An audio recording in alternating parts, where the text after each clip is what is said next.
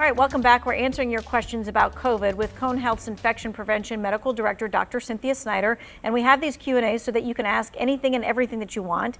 This person is asking, is taking horse deworming safe?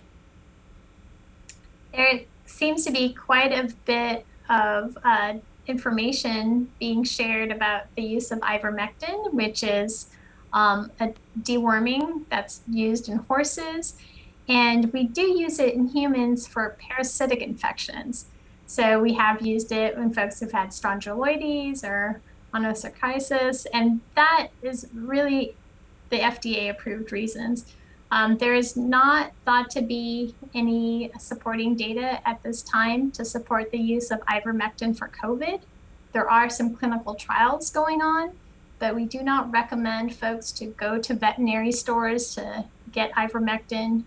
We don't really support folks to ask their doctors to prescribe it. Some of the data that's been published has now been retracted. So please understand there's been some misinformation out there. And the CDC also has sent out a warning that some people have already used it in excess and have had untoward side effects. So just like the uproar when people were using hydrochloroquine or other products, please do not take medications that are not really shown to be any proven benefit for COVID treatment. Mm-hmm.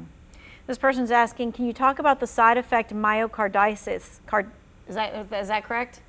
Pretty close. Okay, yeah. in teenage boys from the vaccine.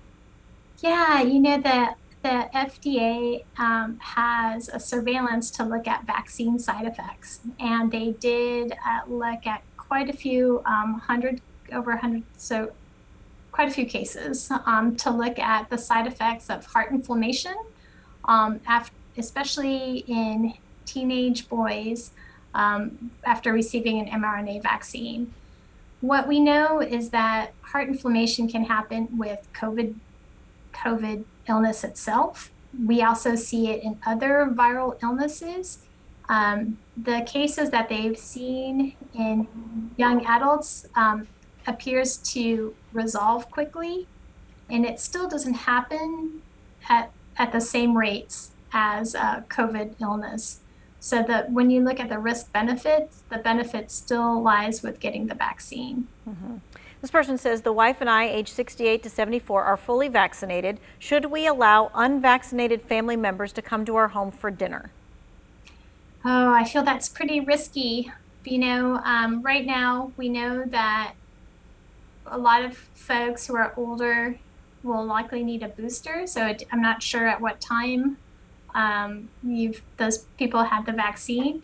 And again, unvaccinated folks have a real high risk of having it and giving it to others.